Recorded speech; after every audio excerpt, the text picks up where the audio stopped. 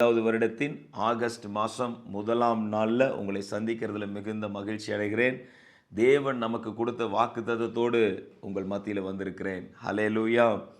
ஆண்டவர் இந்த மாதத்தில் அதிகமாக நம்மக்கிட்ட என்ன கேட்குறாரு தெரியுமா? நல்லா துதிக்கணும். ஹல்லேலூயா. துதித்து துதித்து துதித்து சாத்தானுடைய கோட்டைகளை உடைக்க போகிறீர்கள். துதித்து துதித்து துதித்து ஜெயத்தை எடுக்க போகிறீர்கள். ஹல்லேலூயா. துதித்து துதித்து துதித்து எதிராய் வருகிற படைகளை பின்னிட்டு ஓடும்படி செய்வீர்கள். ஏனென்றால் தேவ பிரசன்னம் துதிக்கும் பொழுது இறங்கும். ஆண்டவர் சொல்லியிருக்கார் எரேமியா 20வது அதிகாரம் 13வது வசனத்தில், சிங் டு த லார்ட், கர்த்தரை பாடுங்கள், கர்த்தரை புகழ்ந்து பாடுங்கள். ஆமேன். அவர் எளியவனுடைய ஆத்மாவை பொல்லாதவர்களுடைய கைக்கு விடுவிக்கிறவராய் இருக்கிறார். ஆமாம், இங்கிலீஷில் இருக்கும், he has delivered the life of the needy from the hands of the evil doers. இன்றைக்கி நிறைய கைகள் என்ன நினைக்கும், ஏதாவது இவங்களுக்கு செய்யலாம் அப்படின்னு நினைக்கும். பிசாசு என்ன பண்ணுவான், சில மனிதர்களை பயன்படுத்தி இவர்களுடைய வளர்ச்சியை தடுக்கலாம், இந்த காரியத்தை ஏதாவது பண்ணலான்னு நினைப்பான். ஆனால் கர்த்தர் தன்னுடைய கரத்தை நீட்டுவார். அப்போஸ்தலனாகிய பவுல் இடத்துல ஆண்டவர் பேசினார், பயப்படாத பவுல், நான் உன் கூட இருக்கிறேன், தீங்கு செய்யும்படி ஒருவனும் உன்மேல் கை போடுவதில்லை. ஹல்லேலூயா.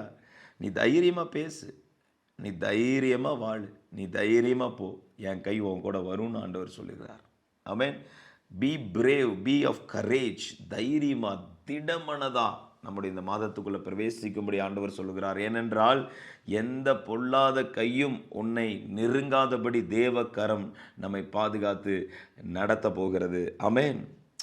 தேவன் எரேமியா அந்த தீர்க்க தரிசனத்தை சொல்லும்போது இஸ்ரவேலுக்கு சப்போர்ட்டாக இல்லை, ஆனால் எரேமியாவுக்கு சப்போர்ட்டாக இருக்கார். ஏன்னா இஸ்ரவேல் தேசத்தில் இருக்கிற ஜனங்கள் எல்லாரும் எரேமியாவோட தீர்க்க தரிசனத்தை ஒரு தீர்க்க தரிசனமாக கூட பார்க்கல. அவர் சொல்கிறாரு, இந்த மாதிரி பெரிய தீங்கு வரப்போகுது, ஜாக்கிரதையாக இருங்க அப்படிங்கிறப்ப அவங்க அதை கேர் பண்ணிக்கவே கிடையாது. அதை அவங்க மாக் பண்ணுறாங்க. அதாவது என்ன இதெல்லாம் ஒரு தீர்க்க தரிசனம் சொல்லிட்டு இருக்கானேன்னு. அது நிறைவேறும் பொழுது கலங்குகிறார்கள் எல்லாரும். ஆனால் எரேமியா சொல்கிறாரு, கர்த்தர் என்னோடு இருக்கிறார், பயங்கரமான பராக்கிரமசாலியை போல கர்த்தர் என்னோடு கூட இருக்கிறார். சொல்லுங்க வாய்களை திறந்து, பயங்கரமான பராக்கிரமசாலியாய் கர்த்தர் என்னோடு கூட இருக்கிறார். அவங்க பயங்கரமான பராக்கிரமசாலிகள் தேசத்துக்குள்ள வராங்க, உண்மைதான். பயங்கரமான பராக்கிரமசாலிகள் தேசத்தை ஆளுகை செய்கிறாங்க. ஆனால் அதை விட பயங்கரமானவர் என்னோடு கூட இருக்கிறார். எரேமியாவை தேவன் பாதுகாத்து கொண்டிருக்கிறார். ஆமென். See, the Lord is with you like a mighty warrior. அதனால தான் you just sing and praise the Lord. பவுலும் சீலாவும் சிறைச்சாலையில் போகும்போது அவங்க கூட பயங்கரமான வாரியராக ஆண்டவர் கூட இருந்தார். அவங்க பாடுனாங்க, துதிச்சாங்க. ஏதோ ஜெயில் கதவு திறக்கலாம், அந்த இடமே அதிர்ந்தது. அல்லேலூயா. நீங்கள் பாடி துதிக்கும் போது சாத்தானுடைய கோட்டை அதிர ஆரம்பிக்கும். அல்லேலூயா. உலகத்தை நடுங்கச் செய்வீர்கள். ஏனென்றால் பரலோக தேவனை நாம் ஆராதிக்கிறோம். தேவனாகிய கர்த்தர் தன்னுடைய பிள்ளைகளுக்காக இறங்குகிற தேவனாக இருக்கிறாரே. ஆண்டவர் உங்களை பார்த்தா சொல்கிறார், no weapon formed against you. உனக்கு விரோதமாய் உருவாக்கப்படுகிற எந்த ஆயுதத்தையும் நான் வாய்க்காமலே போக பண்ணுவேன். உங்களுக்கு விரோதமாக எழும்புகிற ஆயுதங்கள் என்ன ஆகாது, அது வாய்க்கவே வாய்க்காது. அது கண்டிப்பாக வின் பண்ண முடியாது. அந்த வெப்பனால் பல வெப்பனை எழும்பலாம், ஆனால் கர்த்தர் எதையும் வாய்க்காமல் போக பண்ணிடுவார். தேவன் நம்மை பாதுகாக்க வல்லவராக இருக்கிறார். விரோதமாக எழும்புகிற ஆயுதங்கள் வாய்க்காமலே போகும்படி தேவன் செய்வார். பார்த்தீங்கன்னா, நியூ டெஸ்டமென்ட் காலத்தில் ஆண்டவராக இயேசு கிறிஸ்துவுக்கு இருந்த எதிர்ப்புகள் எல்லாம் நீங்கள் கொஞ்சம் யோசிச்சு பார்த்தீங்கன்னா இருக்கும். பாரிசீஸ், சாதுசீஸ் பார்த்தீங்கன்னா பொலிட்டிக்கல் குரூப்பு. பொலிட்டிக்கலாக அவங்க கிங்டமை ரூல் பண்ணிகிட்டு இருக்கிறாங்க. ரோம ராஜ்யத்தோட டைப் பண்ணி ரோம ராஜ்யத்துக்கு கீழே சாதுசீஸ் பொலிட்டிக்கல் பவரில் இருக்கிறாங்க. பாரிசீஸ் ஸ்பிரிச்சுவலாக இஸ்ரேல் அப்ரெஸ் பண்ணுறாங்க. சரிங்களா? நாங்கள் ரொம்ப பக்திக்குரியவர்கள் அப்படின்னு சொல்லி இந்த பரிசேயர்கள் இஸ்ரேல் ஜனங்களை ஸ்பிரிச்சுவலாக அப்ரெஸ் பண்ணுறாங்க, பரிசுத்தாவி இல்லாத மக்கள். அதே போல் இன்னொரு குரூப்பு, டீமானிக் குரூப். அந்த குரூப் என்ன பண்ணுது, வியாதி, பலவீனம், எல்லா விஷயத்தையும் போட்டு வாழ்க்கையில் எழும்ப முடியாத அளவுக்கு முடக்குகிறது. இப்போ இயேசு ஊழியத்துக்குள்ளே என்ட்ராகும்போது பொலிட்டிக்கலாக பிரச்சனை, ஸ்பிரிச்சுவலாக பிரச்சனை, ரெண்டாவது இந்த டீமனோட பிரச்சனையும் இருக்குது. ஸோ இது எல்லாத்தையும் ஆண்டவர் தவிடுபடி ஆக்குறார். ஹல்லேலூயா. ஆண்டவர் உள்ள வரார். the one came. ஆமென். ஆமாம், ஏசாயா 35வது அதிகாரத்தில் இருக்கிற 3வது வசனத்தில் இருக்கும், தளர்ந்த கைகளை திடப்படுத்தி தள்ளாடுகிற முழங்கால்களை பலப்படுத்துங்கள். அவர் என்ன செய்வார்? தளர்ந்த கைகளை திடப்படுத்தி விட்டு விடுவார். ஆண்டவரே என்னால் முடியல, நீங்கள் தான் உதவி செய்யணும்னு சொல்லி அவரை நோக்கி கூப்பிட்டு அவரை சார்ந்து கொள்ளுகிற நமக்கு ஆண்டவர் என்ன சொல்ல விரும்புகிறார்? தளர்ந்த கைகளை நான் திடப்படுத்திடுவேன். உன் கை அப்படியே தளதான், அந்த கை தளருது பாரு, என் மகளுடைய கை தளருது பாரு, அங்கே பாரு, கீழே தூக்கி விடுங்க அதை. ஆண்டவர் ஒரு வார்த்தை அனுப்புவார். ஆண்டவர் தேவ தூதர்களை அனுப்புவார். ஆண்டவர் யார் அனுப்பணுமோ அனுப்புவார். தளர்ந்த அந்த கையை தூக்கி நிறுத்துவார். ஹல்லேலூயா. தள்ளாடுகிற முழங்கால்களை பலப்படுத்துங்க. முழங்கால் தள்ளாடாது. அல்லேலூயா. முழங்கால் போடுறவங்களை ஆண்டவர் பலப்படுத்தி விடுவார். அல்லேலூயா சொல்லுங்களேன். தேவ சமூகத்தில் ஜெபிக்கிறவங்களை கர்த்தர் பலப்படுத்துகிறவராக இருக்கிறார். ஆமென் சொல்லுங்களேன். என்னை பலப்படுத்துகிற இயேசு, என்னை பலப்படுத்துகிற இயேசு. தைரியமாக இருமா, நான் பார்த்துக்கிறேன், தைரியமாக இரு, நான் அற்புதம் செய்கிறேன்னு ஆண்டவர் சொல்லுவார். அதே பாருங்கள், 4வது வசனத்தில் இருக்கும் 35:4, மனம் பதறுகிறவர்களை பார்த்து நீ பயப்படாதே. என்ன ஆயிருமோ, எப்படி நடக்குமோ, மனம் பதறுகிறவர்களை பார்த்து பயப்படாதீங்க. ஹல்லேலூயா. திடன் கொள்ளுங்கள், இதோ உங்கள் தேவன் நீதியை சரிகட்டவும் உங்கள் தேவன் பதிலளிக்கவும் வருவார், அவர் வந்து உங்களை ரட்சிப்பார். இந்த வசனத்தின்படி ஆண்டவர் என்ன செய்வார்? மனம் பதறி போயிருக்கிறவங்களை பார்த்து ஆண்டவர் பயப்படாமல் இருமா, நான் பதில் கொடுக்க வரேன், பதிலோடு வரேன். அல்லேலூயா. சும்மா வரமாட்டார் ஆண்டவர், பிரதிபலனோடு வருவார், பதிலோடு வந்து நம்மை மீட்டு கொள்வார். ஒரு ஆமென் சொல்லுங்களேன். Hallelujah. God will come with an answer. ஒரு ஆன்சரை கர்த்தர் அனுப்புவார். பரத்திலிருந்து ஜெயம் வரும். இந்த இங்கிலீஷில் ஒரு பாட்டு இருக்கும், my Xavier he can move the mountains, my God is mighty to save, he is mighty to save. என் மீட்பர், சொல்லுங்க, என் மீட்பர், மலைகளை அகற்றும் தேவன். எந்த மலையா இருந்தாலும் தடையா நிற்கிற மலையை கர்த்தர் அகற்றுவார். ஆமென். என் மீட்பர், மலைகளை அகற்றும் தேவன், காப்பாற்ற வல்லவரே, என்னை காப்பாற்ற வல்லவரே. நம்மை காப்பாற்ற வல்லவரை நாம் ஆராதிக்கிறோம். மலைகளை தாண்டிடுவேன், கடும் பள்ளங்களை கடந்திடுவேன், மலைகளை தாண்டிடுவோம். ஆமென். பெரிய பெரிய மலையா நின்றுலாம் கிராஸ் பண்ணிட்டு போயிட்டே இருக்க கர்த்தர் உதவி செய்ய போறார். ஒரு ஆமென் சொல்லுங்களேன். ஹல்லேலூயா. தடையாகி அந்த மலையை தேவன் அகற்றுகிற மாதம் இந்த மாதம். நீ விசுவாசித்தால் இந்த மலை இருக்காதுன்னு சொன்னார் இல்லையா, அந்த மக அகன்று போயிரும் சொல்லியிருக்கார் இல்லையா, கர்த்தர் அந்த மலையை தள்ளுவார் என்று நம்ம விசுவாசிக்க போகிறோம். கர்த்தர் அதை செய்து முடிக்க போகிறார். ஆமென். இந்த இடத்துல பார்த்தீங்கன்னா, அப்போஸ்தலனாகிய பவுலினுடைய ஊழியத்தில் நடந்த ஒரு சம்பவத்தை நான் உங்களிடத்துல ஷேர் பண்ணுறேன். பர்னபாவும் பவுலும் லிஸ்திரா அப்படிங்கிற ஒரு ஊருக்கு போகிறாங்க. அது 20 கிலோமீட்டர்ஸ் ஃப்ரம் ஐகேனியம். அந்த லிஸ்திராவை பற்றி சொல்லணும், ஐகேனியம்ங்கிற ஊர்லேருந்து 20 கிலோமீட்டர் தூரத்தில் இருக்குது.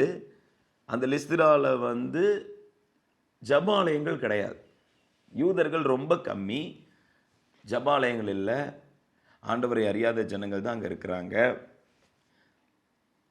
பவுலும் பர்னபாவும் அங்கே போகிறாங்க. ஸோ அவங்க ஸ்ட்ரீட்டில் ப்ரீச் பண்ணுறாங்க. எங்கே ப்ரீச் பண்ணுறாங்க?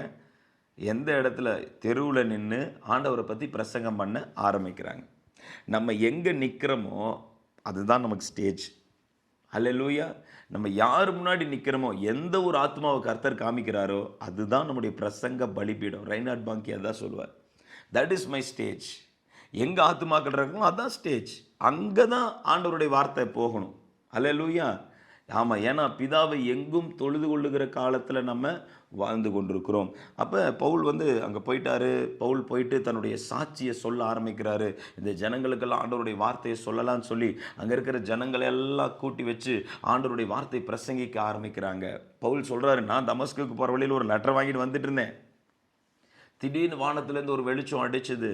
அதுக்குள்ளேருந்து ஒருவர் வந்தார். கர்த்தராகிய இயேசு கிறிஸ்து உயிரோடு எழுந்தவரை நான் முகமுகமாக பார்த்தேன். அவர் இறந்தார், மரித்தார், ஆனால் 3வது நாளில் உயிரோடு எழுந்தார். எழுப்பி எந்திரிச்சு நின்னார். அவரையே நான் பார்த்தேன். அது மட்டும் இல்லை, எருசலேமில் அவ்வளோ அற்புதம் செஞ்சார்.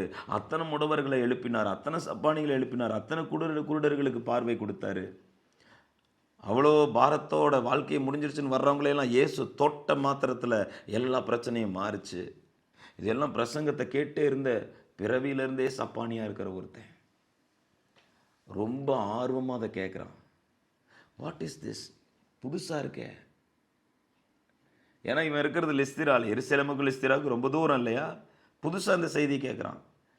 எனக்கு இந்த பிரச்சனைலாம் மாறுங்கிற நம்பிக்கையே இல்லை, இந்த பிரச்சனையே மாறும்னு சொல்கிறாரே அவர். எந்த பிரச்சனையும் இயேசு மாற்ற வல்லவராக இருக்கிறார். அவனுக்கு ஒரே ஆச்சரியம். நான் பிறந்ததுலேருந்தே நான் இப்படி தாங்க, நான் எனக்கு அதெல்லாம் என்னாலலாம் எதுவும் செய்ய முடியாது. இது வரைக்கும் இந்த மாதிரி உனக்கு ஒன்று நடக்குண்டான்னு எனக்கு யாரும் சொன்னதில்லை, இந்த மாதிரி நடந்ததை நாங்கள் கேள்விப்பட்டதில்லை. என்னங்க சொல்கிறீங்க, ஆச்சரியமாக இருக்குது. அவர் பவுலுடைய பிரசங்கத்தை கேட்டே இருக்காரு. பவுல் பேசிகிட்டே அவரை நோட் பண்ணுறாரு. அவனுக்குள்ள விசுவாசம் புறப்பட்டிருக்கிறதை பவுல் பார்க்குறாரு. ஆமேன். இங்கே பிரசங்கம் பண்ணும்போதே பவுல் லிஸ்திராலிருந்து பிரசங்கம் பண்ணுறாரு. ஆனால் ஆவிக்குரிய கண்கள் திறக்கப்படுகிறது. அவரை நோட் பண்ணுறாரு. அவர் வார்த்தையை அப்படியே ரிசீவ் பண்ணுறாரு. எஸ், இந்த வார்த்தை எனக்கு தான், எனக்கு ஒரு அற்புதம் நடக்கும். என்றைக்குமே பிரசங்கம் பண்ணும்போது பரிசுத்தாவியில் நிரம்பி பேசும்போது அதை கேட்குறவங்க எப்படி கேட்கணும், எனக்கு தான், எனக்கு அற்புதம் நடக்கும், எனக்கு ஒரு காரியம் நடக்கும். அது சேவிங் ஃபெய்த். ஆமேன். அவன் அதை கேட்டுக்கிட்டே இருக்கான். கேட்டு இல்லை பயங்கரமாக இருக்கே அது அப்படின்னு சொல்லிட்டு, சம்திங் வெரி டிஃப்ரெண்ட். நிச்சயமாக இந்த இயேசு எனக்கும் அற்புதம் செய்வார், இந்த இயேசு எனக்கும் ஒரு நன்மை செய், நானும் காலூனி நிற்பேன், நானும் எழுப்பி நின்று அவருக்கு சாட்சியாக நிற்பேன், நீங்களும் அவருக்கு சாட்சியாக நிற்பீங்க. உங்கள் சாட்சியும் பயங்கரமாக இருக்க போகுது. எத்தனை பேர் விசுவாசத்தோடு கேட்குறீங்க, இயேசுனால் செய்ய முடியுங்கிற நம்பிக்கையோடு கேட்குறீங்க. அவன் அப்படி தான் கேட்குறான். இவ்வளோ அற்புதங்கள் செய்கிற ஆண்டவரா, எனக்கும் செய்வாரா இல்லையா, செய்வார். அவன் நம்புகிறான். பவுல் அதை பார்க்குறாரு. அவனை போய் எழுப்பி விடுறாரு, ஏந்திரிப்பான்றாரு. அப்படியே எழுந்துச்சு நிற்கிறான். அப்படியே எழுந்துச்சு நின்று, என்ன நான் நிற்கிறேன்னா, நானா நிற்கிறேன், நீ தான்ப்பா நிற்கிற, நான் நிற்க முடியாத ஆளுங்க, நடப்பா, ஓடுப்பா, ஜம்ப் பண்ணு, போ, உன் லைஃப்பை என்ஜாய் பண்ணு, போ. Wow, what a miracle. அதுதான் அப்போஸ்தலனாகிய பவுலுடைய ஊழியத்தில் தேவன் செய்த மகத்துவமான அற்புதம். அவர் அப்படியே எழும்பி துள்ளி குதிச்சு ஓடுறான். அங்கே இருக்கிற லிஸ்திரால இருக்கிற ஜனங்க எல்லாம் பார்த்துட்டு, ஓ வாட் இஸ் திஸ், என்னடா இது. அந்த ஊரில் என்ன ஒரு நம்பிக்கைன்னா, அவங்க ஜூபிட்டர் மெர்க்குரி இந்த ரெண்டு காரியத்தையும் வணங்கிட்டு இருந்தாங்க. ஜூபிட்டர் வணங்குவாங்க, மெர்க்குரியை வணங்குவாங்க.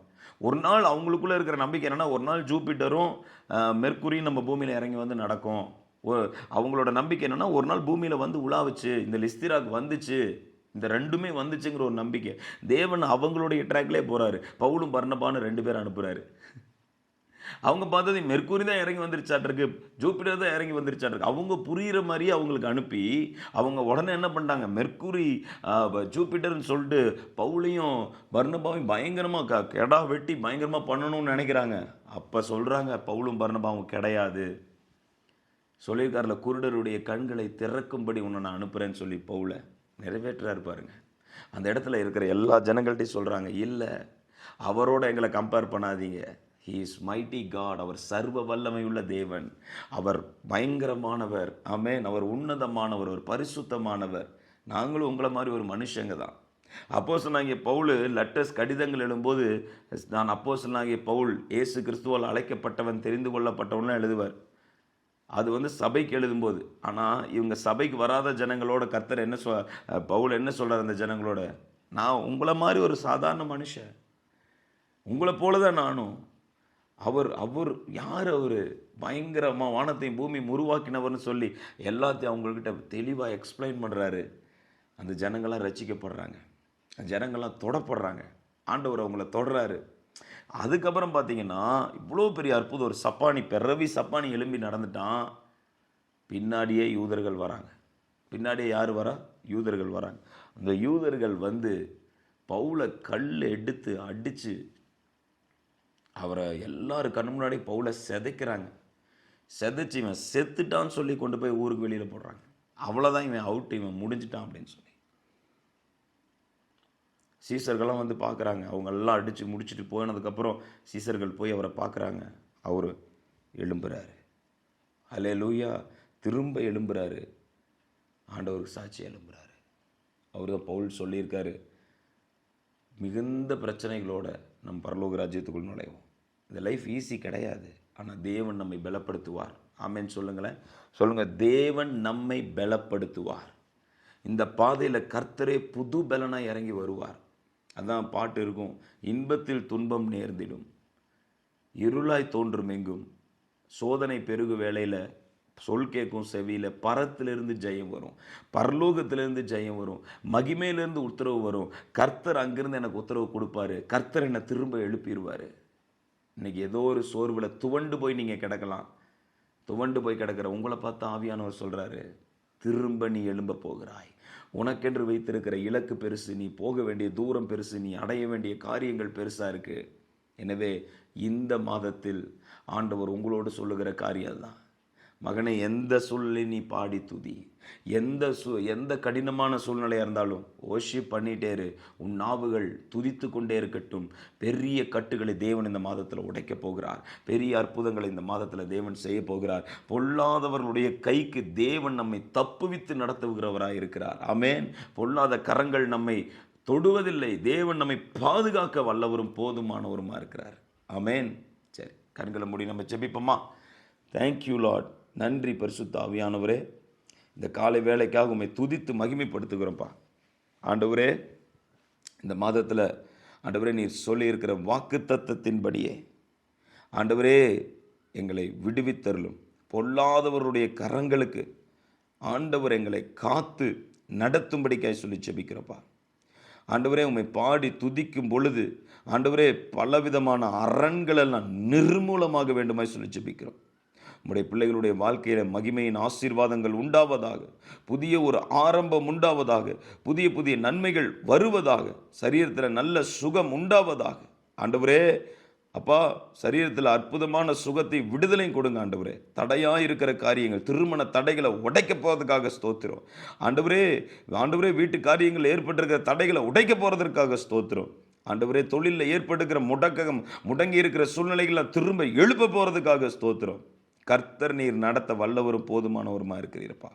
கர்த்தர் அப்படியே நீர் நடத்திட்டு போகிற கிருபைக்காக நன்றி. ஆசீர்வதிக்கவே ஆசீர்வதிங்கப்பா. இயேசு கிறிஸ்துவின் நாமத்தில் ஜெபிக்கிறோம் நல்ல பிதாவே. ஆமேன், ஆமேன்.